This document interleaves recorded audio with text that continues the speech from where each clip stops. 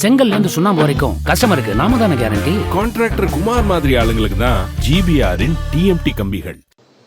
ஒரு நாள் கிழமை இன்னைக்கு மாமிசம் சாப்பிடாம இருந்துட்டா அதுவே பெரிய ஆன்மீகம் அப்படின்னு கற்றுக் கொடுத்துட்டாங்க.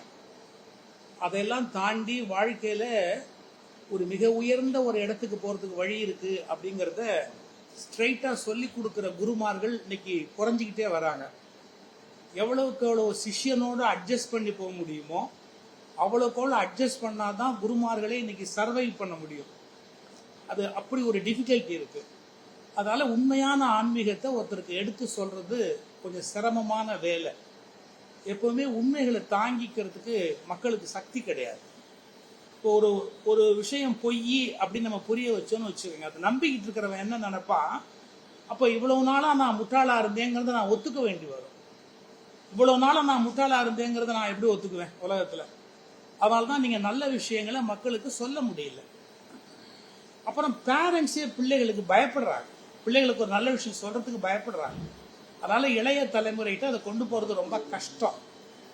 ஆனா ஒரே ஒரு வழிதான் இருக்கு. எப்படின்னு கேட்டீங்கன்னா, அவங்க எல்லாத்துக்கும் லாஜிக் கேட்பாங்க, அவங்க எல்லாத்துக்கும் லாஜிக்கல் ரீசன் கேட்பாங்க. அந்த லாஜிக்கல் ரீசனோட நாங்க எக்ஸ்பிளைன் பண்றது தான் ஓரளவுக்கு இளைய தலைமுறைக்கு ஆன்மீகத்தை கொண்டு போறதுக்கான வழி. அந்த முயற்சிகள் நிறைய பண்ணிக்கிட்டே இருக்கிறோம். லாஜிக்கல் எக்ஸ்பிளனேஷன் நம்ம கொடுக்குறோம்.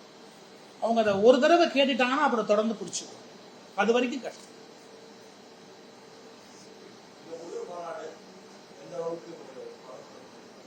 அதாவது ஒரு அடையாளம், நம்முடைய பாரம்பரியம் என்ன, மரபு என்னங்கிற புரிதல் அவசியம். நாம எந்த வேர்லேருந்து கிளச்சி வெளியே வந்திருக்கிறோம் அப்படின்னு வேரை திரும்பி பார்க்கறதுக்கு இது ஒரு வழி.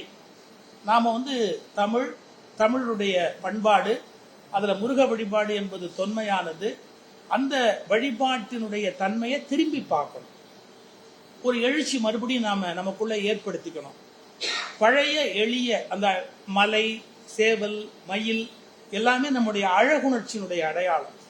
அந்த மீண்டும் தமிழர்களுடைய அழகுணர்ச்சியை, எளிய வாழ்க்கைய, சங்க இலக்கிய சிந்தனைகளை, இறை உணர்வோடு கூடிய அந்த பக்தி நிலைய, இதை புதுப்பிக்கான எல்லா நிகழ்ச்சிகளும் நாங்கள் அப்படி ஏற்பாடு பண்ணிருக்கிறோம், முயற்சி பண்ணிட்டு இருக்கிறோம். இன்னும் முழுமையான வடிவம் அமையல.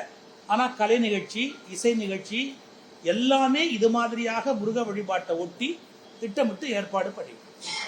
கட்டுற கம்பில இருந்து அடிக்கிற ஆணி வரைக்கும் எல்லாம் குவாலிட்டியா இருக்கணும்ல. பிரகாஷ் போன்றவர்களுக்காகவே ஜிபிஆரின் டிஎம்டி கம்பிகள்.